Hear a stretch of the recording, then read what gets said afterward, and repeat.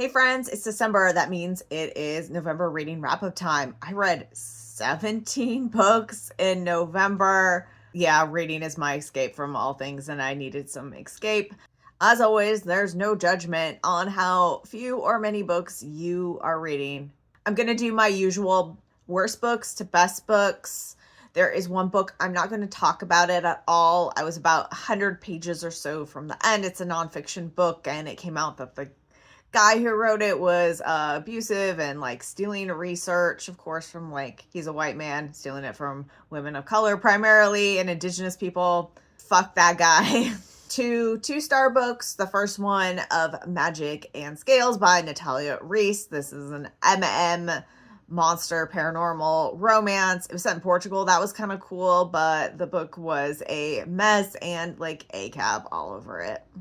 I also continued reading the Priest series by Sierra Simone, and I'm going to give Sinner 2 stars because I hated Sean.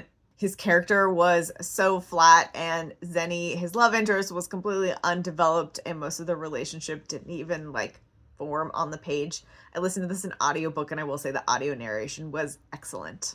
I had 5 3-star reads. Compulsory by Martha Wells, which is the prequel to the Murderbot books. It was a cute little short story, and if you like the Murderbot series, yeah, read it. I continued the Leviathan fitness series by Ashley Bennett with Mantras and Minotaurs. This is a romance with the mom of the first 2 books are about some siblings, and this is their mom, which I thought was pretty cool. She's in her 50s. She's a widow. She's learning to get the zest of life together. She hooks up with a 50-year-old Minotaur man. This book just had 0 stakes. The Longest Night by E.E. Ottoman is an Achillean romance between 2 trans men. It's historical, set in 1904 in New York City. It's a sweet little holiday short story. One man loses a job and he travels to upstate New York to meet his longtime pen pal, and it was just really sweet and lovely, though this story could use a strong edit. There were numerous typos. My Dad's Best Friend, A Touch of Taboo, number 3 by Katee Robert, is a novella that is exactly as the title describes. A woman pursues her dad's best friend, and they get trapped inside of his house when there's a storm on Orcas Island. Lots of sex ensues. Wrapping up the 3 stars is Lights on Knockbridge Lane, which is the 3rd book in the Garnet Run series by Roan Parrish. This is a cis Achillean romance, contemporary, set in small town Wyoming. A single dad moves into town with his daughter, and a mysterious man living next door only seems to be out at night, and his child, who's 6 or 7, breaks into the neighbor's house because he has interesting pets like tarantulas and lizards. Honestly, highly identified with the child in this, as all I wanted as a small child was a pet lizard.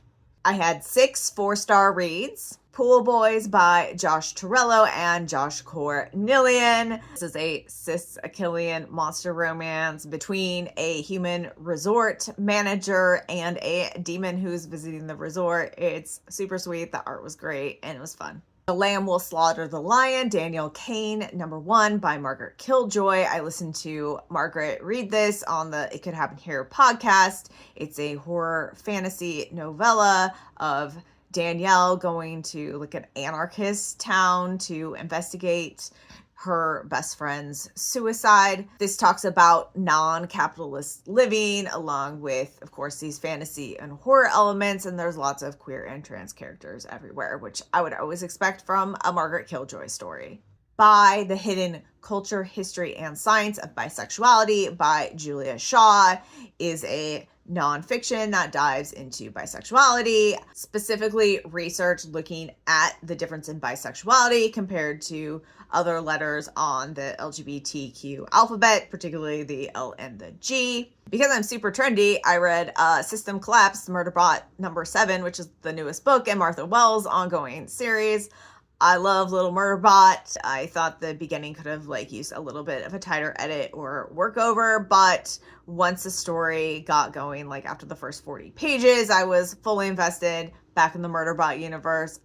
I love that little curmudgeon robot who just wants to watch some television and not think about trauma. A trans man walks into a gay bar by Harry Nichols. This is a memoir about how Harry's transition and his relationships kind of all hit together. As a trans non-binary person, I was really hoping to have him dive into more of the specifics about him dating and going into gay male spaces, and he does certainly talk about that, but I forgot that cis people are the majority of readers, so there is a significant amount of this book that just talks about gender and his emotional transition. And rounding out the 4 stars is Kristen Arnett's Mostly Dead Things. It centers around a lesbian character who's living in like rural Florida, running her family's taxidermy shop. Her father has recently unalived himself, and he tasks her with like taking his place in the family. It opens with her mom taking a bunch of taxidermy and putting them in sexual positions outside of the shop. And I had